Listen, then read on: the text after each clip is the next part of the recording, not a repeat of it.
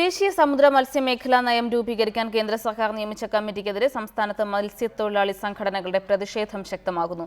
മീനാകുമാരി കമ്മീഷനെ പോലെ തന്നെ വിദേശ കപ്പലുകൾക്ക് രാജ്യത്തിന്റെ സമുദ്രമേഖല തുറന്നുകൊടുക്കാനാണ് പുതിയ കമ്മിറ്റിയുടെ നീക്കമെന്നും ആക്ഷേപമുയരുന്നുണ്ട്.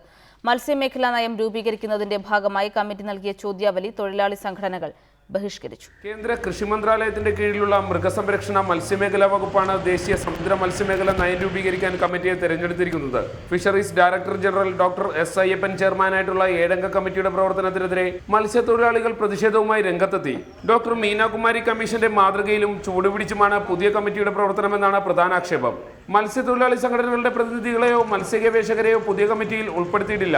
മാത്രമല്ല 9 തീരദേശ സംസ്ഥാനങ്ങളുടെ പ്രതിനിധികൾക്കും സമുദ്രയാനങ്ങളെക്കുറിച്ചും സമുദ്രജീവികളുടെ ആവാസ വ്യവസ്ഥകളെക്കുറിച്ചും പഠിക്കുന്ന സ്വിഫ്റ്റ്, CMLR എന്നീ സ്ഥാപനങ്ങളിലെ ഉദ്യോഗസ്ഥർക്കും കമ്മിറ്റിയിൽ ഇടം ലഭിച്ചില്ല. ഇതെല്ലാം വിദേശ കപ്പലുകൾക്ക് രാജ്യത്തിന്റെ സമുദ്രമേഖല തുറന്നു കൊടുക്കാനുള്ള മുന്നൊരുക്കമാണെന്ന് തൊഴിലാളികൾ സംശയിക്കുന്നു.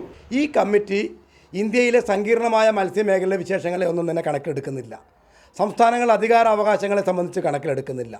മത്സ്യത്തൊഴിലാളികളുടെ അധികാരങ്ങളെ സംബന്ധിച്ചും അവകാശങ്ങളെ സംബന്ധിച്ചും പരാമർശങ്ങളില്ല. കമ്മിറ്റി മത്സ്യത്തൊഴിലാളി സംഘടനകൾക്ക് ഡിസംബർ 10-നകം പൂരിപ്പിച്ചു നൽകുന്നതിനായി ഒരു ചോദ്യാവലിയും നൽകിയിട്ടുണ്ട്. എന്നാൽ ഒരു വിഭാഗം തൊഴിലാളി സംഘടനകൾ ഈ ചോദ്യാവലി ബഹിഷ്കരിച്ചിരിക്കുകയാണ്. ഡിസംബർ 30-നകം കമ്മിറ്റി മത്സ്യമേഖല നയം രൂപീകരിച്ച് റിപ്പോർട്ട് സമർപ്പിക്കും. സാഹിൻ ആന്റണി, റിപ്പോർട്ടർ, കൊച്ചി.